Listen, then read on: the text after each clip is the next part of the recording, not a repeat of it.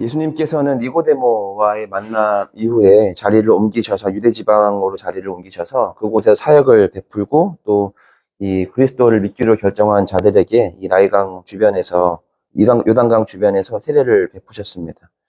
하필 그 지역이 아무래도 이 세례 요한과 그가 활동하던 이 지역과 좀 접경 지역이었던 것 같습니다. 많은 사람들이 세례 요한을 떠나서 예수님께로 가게 된 것을 제자들은 보게 되었고, 결국 그 일이 하나의 어떤 불편한 사건이 되어서 세례 요한의 제자들은 세례 요한에게 이와 같은 사건을 마치 보고하는 형식으로 이야기를 전달하고 있지만, 사실은 그 속내를 좀 잘 살펴보면 보고하는 형식이 아니라 사실은 이 예수님께로 많은 사람들이 가고 있는 상황에 대한 시기와 질투, 자격지심에 따른 어떤 불편한 감정을 좀 드러내고 있는 것입니다.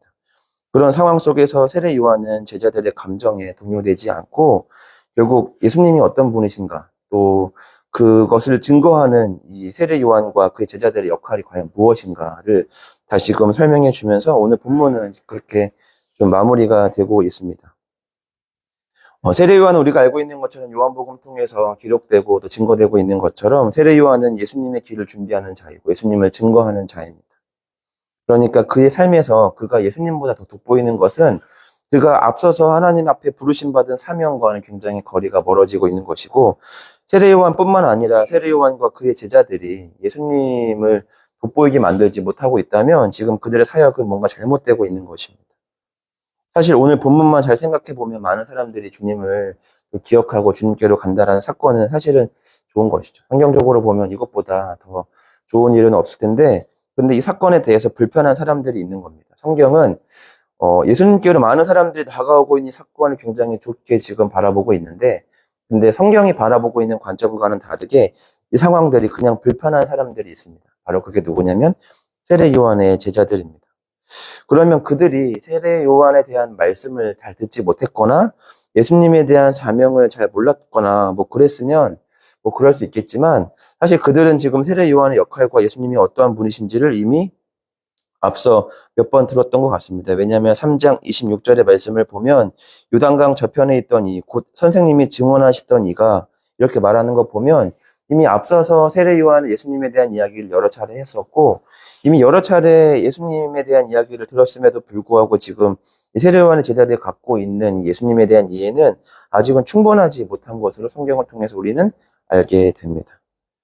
결국 우리는 오늘 말씀을 통해서 뭘 알 수 있냐면, 이 말씀이라고 하는 이 빛이 우리 마음 가운데 온전하게 비추지 않으면 결국 어둠 속에서 피어나는 이끼와 같은 악한 마음들이 생길 수밖에 없다라는 겁니다. 결국 말씀의 부재 속에서 피어나는 이 시기심과 이 질투심과 이 자격지심이라는 게 얼마나 무섭냐면, 인간과 인간이 아니라 인간이 예수님을 또 시기하고 질투하는 상황까지 발생할 수 있게 된다라고 하는 겁니다.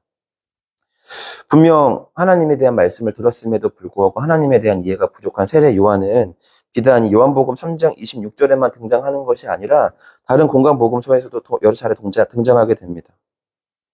예수님이 어떤 분이신지, 그리고 예수님이 하시고 있는 사역과 이 땅에 태어나신 이유와 살아가는 목적, 그리고 그가 앞으로 당하실 고난과 죽음과 부활을 제자들에게 여러 차례 말했지만 이 제자들은 예수님의 말씀을 잘 이해하지 못합니다. 그들의 관심이 아마 예수님이 말씀하시는 것과 뭐 정반대에 있을 이유도 있을 수도 있고, 또 예수님이 말씀하시는 것에 대해 별로 큰 관심이 없거나, 또는 예수님이 말씀하시는 것이 잘 이해가 되지 않거나, 또 예수님이 말씀하시는 것이 좀 생소하거나 그랬으면 예수님이 말씀하시는 그때에도 잘 이해가 되지 못할 수 있습니다. 그런데 예수님이 한 번 말씀하신 걸 기억하지 못한 게 아니라 정말 여러 차례 말씀했음에도 불구하고 제자들은 예수님의 말씀을 여러 차례 이해하지 못했습니다. 마태복음 16장에서 보면 예수님께서 그 죽음과 부활을 다시금 제자들에게 가르치셨을 때 이 베드로는 예수님의 이 죽음과 부활을 내가 철저하게 막고 예수님이 그런 어떤 고난을 당하지 않게 하겠다라는 결심을 했을 때 예수님께서는 베드로를 향해서 사탄아 내 뒤로 물러가라, 넌 나를 무너지게 하는 자로다라고 굉장히 강력하게 이 베드로를 책망하는 모습들을 보게 됩니다. 이거는 베드로뿐만 아니라 다른 제자들도 여러 차례 예수님의 고난과 순환 그리고 죽으심과 부활을 이해하지 못하는 모습들을 보게 됩니다.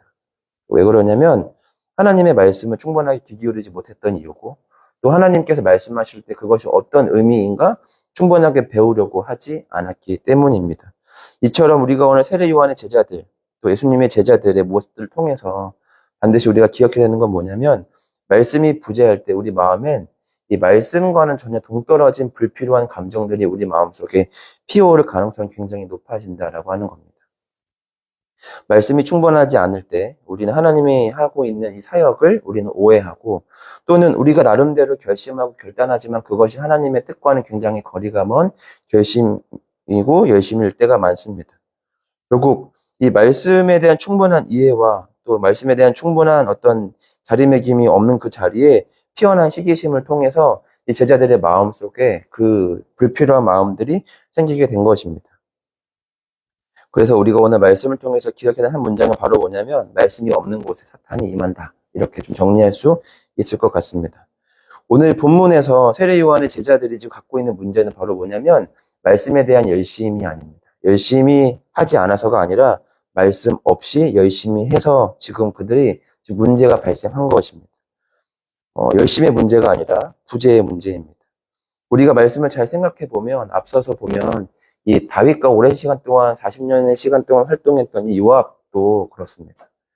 요압은 다윗을 통해서 하나님을 열심히 공부할 수 있는 기회가 있었지만 요압은 그가 죽는 그 순간까지 다윗이 앞으로 꿈꾸는 하나님의 나라가 어떠한 나라인가 충분한 이해가 없습니다. 그러니까 요압이 하고 있는 모든 충성은 다윗이 하고 있는 모든 이 나라를 건국하는 일과는 전혀 정반대의 일과 가고 있습니다.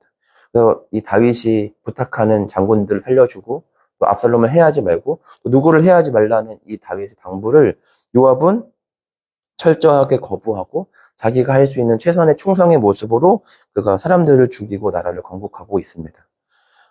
사울도 마찬가지죠. 사울도 이스라엘 초대 왕으로 되었지만 그런 40년 동안 사무엘을 통해서 하나님의 나라와 말씀을 배울 수 있는 기회가 있었음에도 불구하고 그는 이 가장 위대한 선지자이자 말씀의 선생인 사무엘을 통해서 말씀을 충분히 배울 생각을 하지 않았습니다. 그리고 그 끝은 하나님을 떠나는 것으로 결정이 되었고 하나님으로부터 버림받은 왕으로 그의 인생을 점철하는 것입니다. 결국 우리가 하나님이 얼마나 하나님의 말씀이 우리 앞에 당도하는가 보다 사실은 더 중요한 것은 바로 뭐냐면 우리가 하나님의 말씀을 얼마나 배우기에 힘쓰고 있는가, 하나님의 말씀을 배울 수 있는 기회를 만들고 있는가, 또 기회가 생기면 기회가 생기는 대로 우리가 하나님의 말씀들을 얼마나 들으며 들은 그 말씀을 얼마나 기억하려고 하고 있는가, 사실은 그것이 가장 중요합니다. 우리가 학교에서 수업을 들을 때 이 교수님이든 선생님이든 그 선생님의 말씀을 잘 기억하고 이해하기 위해서 우리가 뭐 하냐면 필기라는 걸 합니다. 필기는 단순히 무언가를 기록하는 데에 목적을 두는 것이 아니라 그것을 기록하고 다시 보고 이해하고 암기하는 데 목적을 두고 있습니다. 우리는 하나님의 말씀을 들으며 얼마나 그 말씀이 얼마나 본연의 의미를 가지고 있는가, 또는 그것을 얼마나 하나도 이렇게 틀리지 않고 올바르게 이해하고 외우려고 노력을 하고 있는가, 다시 한번 우리가 말씀을 통해서 우리 마음을 좀 잘 깨우시기를 바랍니다. 오늘 세례 요한의 제자들처럼 하나님의 말씀이 충분하게 우리 안에 충분한 말씀의 이해로 자리 잡지 않을 때, 그러니까 예수님에 대한 이해는 어느 정도 들은 것 같지만 그러나 그것에 대한 충분한 이해가 있지 않을 때 우리는 예수님을 향해서 적대하거나 시기하거나 자격지심에 빠질 확률이 굉장히 높습니다. 그래서 오늘 이 온라인과 오프라인으로 하나님의 말씀을 듣는 저와 여러분들이 반드시 기억해야 되는 것은 바로 뭐냐면 기회가 될 때마다 하나님의 말씀을 듣는 것, 그리고 들은 그 말씀들을 이해하려고 노력하는 것, 그리고 그 이해한 말씀을 기억하고 잊어버리지 않으려고 외우는 것입니다. 시편 37편 5절의 말씀을 보면 너의 길을 여호와께 맡기라 그리하면 그가 이루시고 내 의를 빛같이 나타내신다 라고 되어 있는데 여기서 맡기다는 다른 번역 성경에서 보면 항복하다와 동일하게 지금 번역하고 있습니다. 그러니까 다시 한번 말씀을 좀 해석하면 너의 길을 여호와께 항복하라, 너의 모든 것을 여호와께 항복하라, 이런 의미가 됩니다. 우리가 하나님 말씀 앞에 항복한다는 건 바로 뭐냐면 우리의 뜻을 하나님 말씀 앞에 내려놓고 그 말씀을 나의 뜻으로 삼는 행위입니다. 그런데 하나님의 말씀을 가까이 하지 않는다면, 하나님의 말씀을 듣지 않는다면, 하나님의 말씀을 우리가 이해하려고 하거나 기억하려고 하지 않는다면 우리는 우리의 뜻을 아무리 하나님께 맡겨도 하나님의 뜻을 알 수가 없습니다. 오늘 말씀을 보면 세례 요한의 제자들이 나름의 어떤 정당한 어떤 의지를 가지고 나온 것 같지만 사실 그 속내는 정말 인간적인 생각을 가지고 세례 요한 앞에 나왔습니다. 그런데 그렇게 분하고 있는 세례 요한의 제자들의 어떤 이 나름의 의제를 이 세례 요한은 물들지 않습니다. 우리 인간은 감정에 물듭니다. 옆에 있는 사람이 막 화가 나고 있으면 그 분노에 함께 휩싸이게 되고, 누군가가 옆에서 막 웃고 있으면 그 웃는 감정이 함께 또 이렇게 전염이 됩니다. 감정은 나에게만 끝나는 게 아니라 그 감정이 표현되고 나면 심리적으로 그 감정은 전달되기 마련이죠. 이 시대가 갖고 있는 다양한 적개심과 시기심과 분노는 그 분노는 함께 옆에 있는 자들에게 전달이 됩니다. 그런데 오늘 세례 요한에게는 그 분노가 전달되지 않습니다. 왜냐하면 이미 세례 요한에게는 충분한 그 말씀의 빛이 요한에게 있기 때문입니다.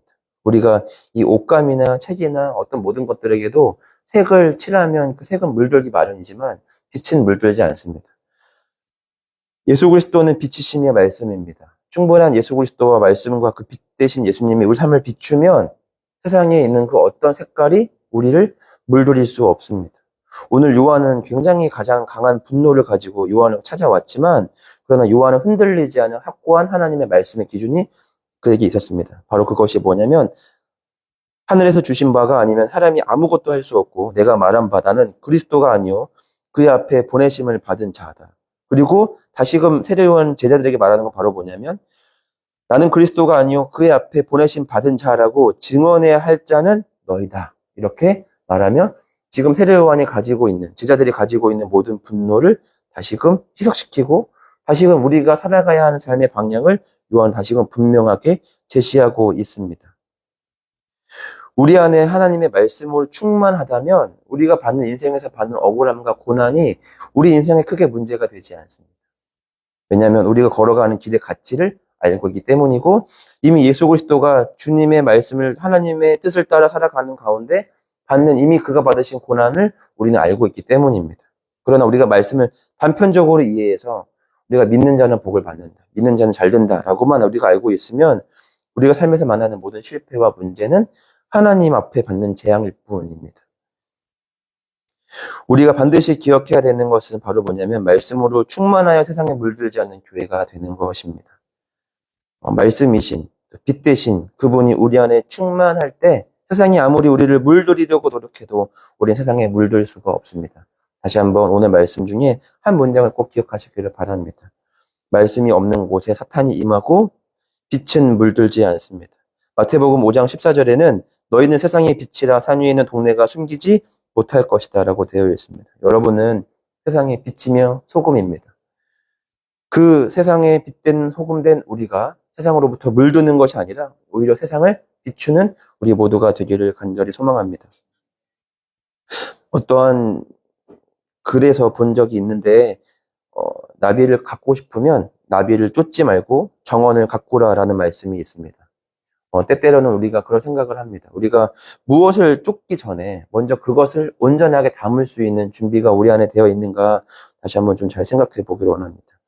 주님을 만나러 가지 마시고 주님을 찾아오도록 우리 안을 하나님의 거룩한 성전으로 만드신다면 주님이 우리 안에 계신 줄 믿습니다.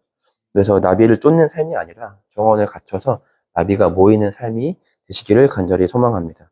함께 오늘 말씀을 기억하며 함께 세 가지 놓고 기도하겠습니다. 첫 번째로는 말씀으로 충만한 삶을 살게 하시고, 내가 말씀을 들을 때마다 그 하나님의 말씀을 온전하게 잘 이해하고 또 말씀을 지켜 살아갈 수 있는 능력을 우리 가운데 허락해 달라고 함께 기도했으면 좋겠습니다. 두 번째로는 우리 성도들을 위해서 함께 우리 기도했으면 좋겠습니다. 우리 몸이 현재 아픈, 또 심령이 연약한, 또 마음으로 큰 어려움들을 겪고 있는 사람들이 있습니다. 최근에 여러 상들을 통해서 상실감과 아픔과 또 고통이 있는 우리 성도들 주님께서 기억하시고 위로하여 달라고 함께 우리 기도했으면 좋겠고, 현재 몸과 마음과 또 생각이 많이 지쳐서 낙심하고 있는 성도들 우리 깨워주시고 또 독수리가 날개치는 힘을 허락하여 달라고 함께 성도들을 위해서 중보했으면 좋겠습니다. 세 번째로는 이제 우리 교회가 현재 지금 이 100일 릴레이 기도를 여전히 하고 있는데, 이 기도와 말씀 가운데 놀라운 역사가 나타날 수 있도록 함께 깨어서 기도하고 깨어서 말씀 보는 우리 모두가 되게 해달라고 함께 우리 세 가지 놓고 기도할 것인데, 우리 주기도원 하심으로 함께 우리 기도하도록 하겠습니다. 하늘에 계신 우리 아버지, 아버지의 이름을 거룩하게 하시며 아버지의 나라가 오게 하시며 아버지의 뜻이 하늘에서와 같이 땅에서도 이루어지게 하소서. 오늘 우리에게 일용할 양식을 주시고 우리가 우리에게 잘못한 사람을 용서하여 준 것 같이 우리 죄를 용서하여 주시고 우리를 시험에 빠지지 않게 하시고 악에서 구하소서. 나라와 권능과 영광이 영원히 아버지의 것입니다. 아멘.